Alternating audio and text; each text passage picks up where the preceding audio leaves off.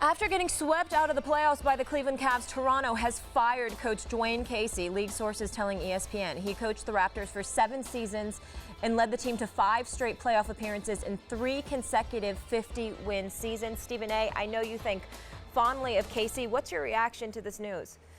Well, I think this disgusts me. My instant reaction is that it's BS. I don't think he deserved it because he lost to the best player in the world. Now, it doesn't help that he got swept, but if you look at the roster that was assembled and how they fold whenever LeBron James is in their vicinity, I don't know how you can blame the coach for that, having to deal with the personnel he has. If you had lost to various teams over the last 3 or 4 years in the playoffs, I get that part. In other words, it wasn't just Cleveland. It was Boston. It was Philly. It was Milwaukee or somebody. That would be different. But he's lost to the same guy the last 3 years. I don't care what coach you bring in there, even if it's Jerry Stackhouse, who I think has a really good shot at getting this job. At the end of the day, if you don't alter your personnel to some degree, it's going to be the same result because these guys, whenever they're going against LeBron and LeBron only, they fold like cheap tents. And I don't think that's on Casey. But he'll get another job soon if a team is smart, which I think they are, because he's damn sure not going to be unemployed long. Yeah, I think Dwane Casey's getting a raw deal here. But I think who Masai Ujiri really needs to look at is geography. He needs to fire geography because that's really the problem with Toronto. Let me explain. It is not only a cold weather city.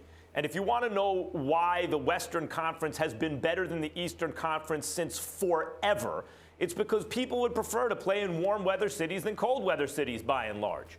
And so that gives Western Conference teams an advantage. So not only is Toronto a cold weather city, but if you have a well-run franchise in New York, in Boston, in Philadelphia, as we're seeing in Boston and Philadelphia at least, you can be a great team. You can win championships even.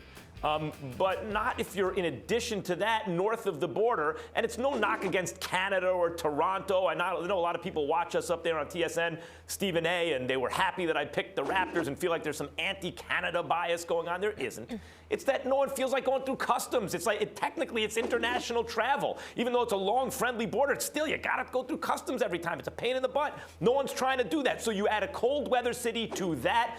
Plus, everything's a little different. The currency, the whole thing. Players don't really want to put up with that. So, and not to mention tax implications, everything. So, if you're Toronto, it's difficult to attract a type A, like 5-star level free agent.